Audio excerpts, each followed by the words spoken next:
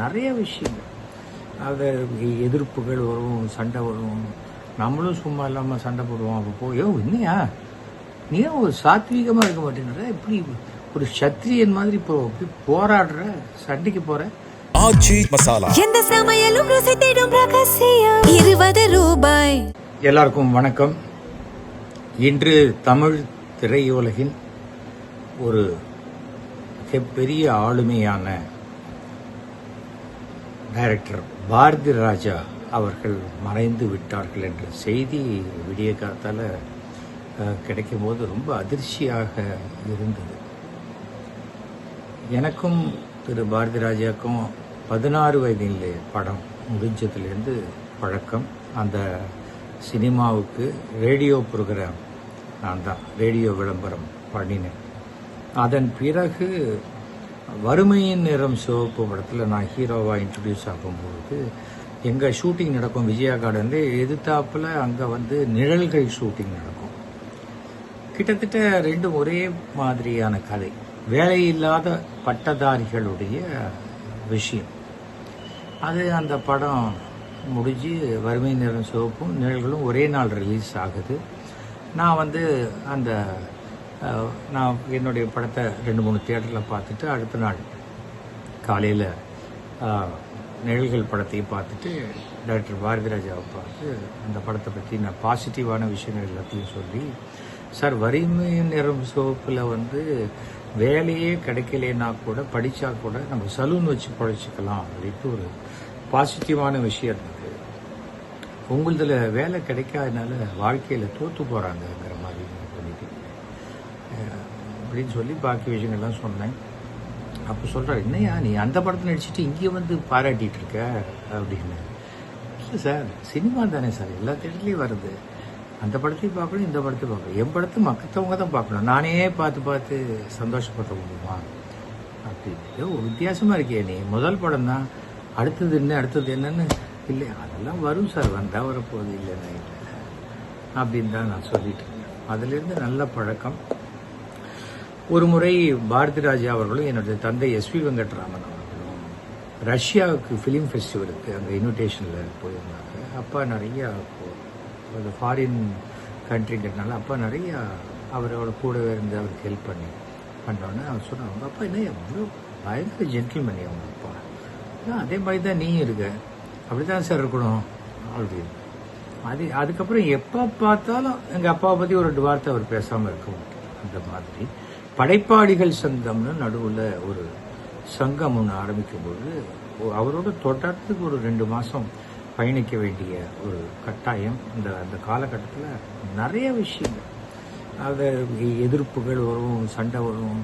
நம்மளும் சும்மா இல்லாமல் சண்டை போடுவோம். அப்போ போயோ இன்னையா நீ ஒரு சாத்வீகமாக இருக்க மாட்டேங்கிற, இப்படி ஒரு சத்திரியன் மாதிரி இப்போ போராடுற, சண்டைக்கு போகிற, எல்லாம் உங்களோட பழகிறது தான் சார் அப்படின்னு. அதாவது மனசில் எதையும் வச்சுக்க தெரியாது. பிடிச்சா பிடிச்சது, இல்லைன்னா இல்லை. பாராட்டணும்னா பயங்கரமாக பாராட்டுவார், திட்டணும்னா ஒரு ரெடியாக திட்டிட்டுவார். அது எமோஷ்னல் பர்சன். ஏதாவது ரொம்ப அஃபெக்ஷனட் கண்ணில் தண்ணி வந்துடும். அந்த அளவுக்கு ஒரு கலைஞன் எப்படி இருப்பார், அது மாதிரி இருக்கக்கூடிய ஒரு கலைஞனான கலைஞர்களுக்கு எமோஷன் மாறி மாறி வரக்கூடியவர்கள் தானே. அப்படிப்பட்ட ஒரு உண்மையான கலைஞர். அந்த காலத்துலலாம் பாலச்சந்தர், பாரதி ராஜா அப்படிம்பாங்க. அதுக்கு முன்னாடி ஸ்ரீதர், அதெல்லாம் வேற காலகட்டம். கிருஷ்ணன் பஞ்சு, நிறைய பேர் இருந்தாங்க. பிளாக் அண்ட் ஒயிட் காலகட்டத்தில் சினிமாவில் என்னென்னா செட்டில் தான் மேக்ஸிமம் ஷூட்டிங் எடுப்பாங்க. லைவ் மைக் இருக்கும். அப்புறம் அந்த டயலாக்கெல்லாம் பக்கமாக இருக்கும். அதெல்லாம் இருக்கும். அதை பிரேக் பண்ணி முதலாக கேமராவை எடுத்துக்கிட்டு கிராமத்துக்குள்ளே போய் மண் வாசனையை மக்களுக்கு அறிமுகப்படுத்தியவர் பாரதி ராஜா தான். அதான் உண்மையான ஒரு விஷயம். சினிமாவில் நாடகத்தனம் நிறையாக இருந்த காலகட்டத்தில் சினிமாவை விஷுவல் மீடியமாக கொண்டு வரணும்னு ரொம்ப முயற்சி பண்ணி வெற்றி பெற்றவர் பாரதி ராஜா. அது எந்த விதமான டவுட்டும் கிடையாது. சிவாஜி நடிக்காத ரோலே கிடையாது. ஆனால் அவருக்கும் ஒரு யதார்த்தமான ஒரு முதியவர் வேஷத்தை கொடுத்து அந்த முதியவருக்கு ஒரு காதல் வந்தால் எப்படி இருக்கும் காமிச்சார். படம் எக்ஸ்ட்ராடனரி. அது சிவாஜிக்கும் மிகப்பெரிய ஒரு பெருமையான படம். பாரதி ராஜாவுக்கு பெருமையான படம். அவருடைய வேதம் புரிது. அது சரி, கிராமம் தான் எடுப்பாரு பார்த்தா இந்த பக்கம் சிகப்பு ரோஜாக்கள்.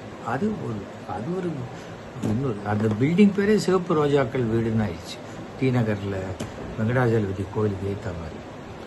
அந்த மாதிரி ஒரு வெறி பிடித்த சினிமா மேலே ஒரு கலைஞர். செட்டில் பார்த்தா அப்படியே டெரராக இருப்பார். வெளியில் பார்த்தா வேற மாதிரியான பாரதி ராஜா. எல்லாருக்குமே வயதாகும், இறப்பு வரும். ஆனால் என்னன்னா, அவர் இறப்பதற்கு முன்னால் அவருடைய மகன் இறந்து அந்த புத்திர சோகம் அவரை ரொம்ப பாதிச்சிருச்சு. இன்ஃபேக்ட் அவர் டைரக்ஷனை விட்டுட்டு அப்புறம் அந்த காலேஜ், ஆக்டிங் காலேஜ் இதெல்லாம் பண்ணிகிட்ருக்கிற காலகட்டத்தில் கூட சினிமா தேட்டர் அவர் தனியாக பிரிவி தேட்டர்லாம் வச்சுருந்தாங்க. எல்லாம் பண்ணிட்டு இருந்தாங்க. அப்புறம் பார்த்தா ஒரு நடிகனாக மறுபடியும் மிகப்பெரிய ஒரு பரிமாணத்தில் நிறையா எல்லா லேட்டஸ்ட் ஹீரோஸோடையும் படங்கள் பண்ணிட்டார். வித்தியாசமான கேரக்டர்ஸ். அவருடைய பெரிய ப்ளஸ்ஸு அந்த குரல். அவர் அந்த சினிமாவுடைய ஒரு வணக்கம் சொல்லும்பொழுது பார்த்தீங்கன்னா அதுக்கு வர கிளாப்ஸே ஜாஸ்தி. அப்படி வரக்கூடிய ஒரு மாபெரும் கலைஞர். அப்படிப்பட்ட கலைஞன் இறந்துட்டார். மனிதனாக பிறந்த எல்லாருக்குமே இறப்பு ஒரு நாள் உண்டு.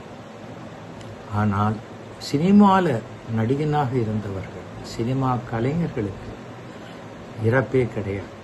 இன்னைக்கு பார்த்தீங்கன்னா தொலைக்காட்சி பாருங்கள், எம்ஜிஆர் வாழ்ந்து கொண்டிருக்கிறார், சிவாஜி வாழ்ந்து கொண்டிருக்கிறார், தியாகராஜ பாகவதர் வாழ்ந்து கொண்டிருக்கிறார். எல்லாரும் தான் வாழ்ந்துட்டு இருக்காங்க. யார் இதோ இன்னைக்கு எத்தனை படம், விவேக் படம் இன்னைக்கு பார்த்து சிரிக்கிறோம். சிரிச்சுட்டு அடப்பாவி இப்போ என்னடா டப்புன்னு இப்படி செத்துட்டான் அப்படிங்கிற ஒரு ஃபீல் தான் நமக்கு வருது. அது அடுத்தது. ஆனால் அதை தாண்டி வாழ்ந்து கொண்டிருக்கிறார்கள்.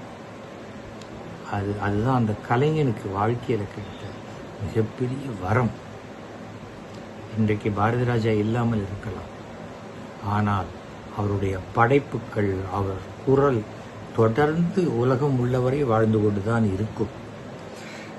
நாம் வாழறோம், வாழ்ந்துட்டு போயிடுறோம். நம்ம சமுதாயத்துக்கு என்ன பண்ணினோம் அப்படின்னு யோசிச்சு பார்த்தா பாரதி ராஜா ஒரு யூனிவர்சிட்டியே வச்சுட்டு போயிருக்கார்.